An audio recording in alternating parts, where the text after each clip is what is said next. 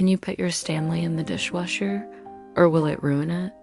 Let's settle this once and for all. The short answer is yes. Most stainless steel Stanley cups are dishwasher safe, but only on the top rack. Putting it on the bottom rack is a definite no-go. Now, what about the lid and straw?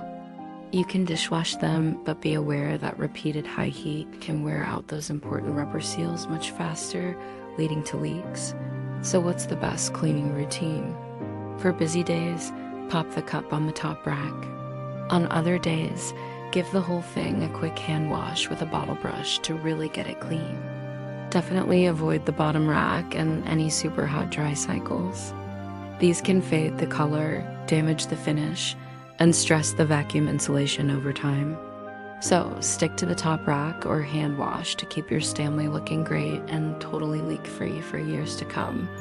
For more tumbler tips, check out our site. Thanks for watching.